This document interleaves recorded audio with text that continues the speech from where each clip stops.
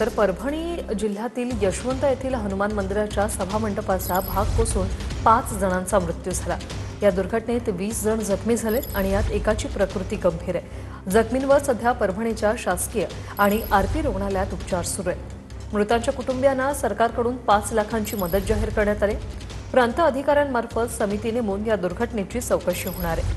मंत्री मेघना बोर्डीकर यांची माहिती। आमचे प्रतिनिधी ज्ञानेश्वर उंधाळ आपल्यासोबत जोडले गेलेले आहेत। ज्ञानेश्वर, परभणीमध्ये जी दुर्घटना झाली त्यात 5 जणांचा मृत्यू झालेला आहे, काय आत्ताचे लेटेस्ट अपडेट?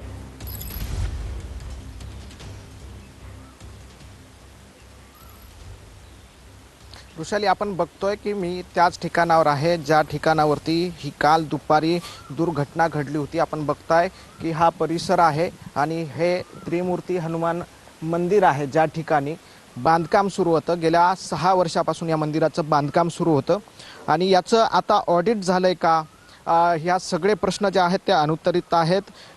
आपण बघतोय की हा मलवा आहे आणि या ठिकाणी सभामंडपाचं काम सुरू होतं। एका राजस्थानच्या खाजगी कंपनीला या मंदिराच्या जीर्णोद्धाराचं काम दिलं होतं आणि आपण बघताय की हा संपूर्ण भाग जो आहे तो कोसळलेला आहे। काम निकृष्ट दर्जाचं असल्याचा देखील मेघना बोर्डीकर यांनी काल रात्री TV9शी बोलताना सांगितलं होतं आणि त्यानंतर आता प्रांत अधिकाऱ्यांच्या एक अध्यक्षतेखाली समिती गठीत करून ह्या सगळ्या प्रकरणाची चौकशी केली जाणार आहे। मात्र याचं ऑडिट झालं होतं का या संदर्भात अद्यापही जे आहे ते प्रशासनाकडून कुठलीही माहिती समोर आली नाहीये। त्यामुळं हा एक प्रश्न अनुत्तरित आहे आणि त्यामुळं 5 जणांच्या जो जीव गेला या ठिकाणी त्याला जबाबदार कोण आहे हा प्रश्न जो आहे तो सातत्याने देखील होणार। ज्ञानेश्वर, तुम्ही दिलेल्या या माहितीसाठी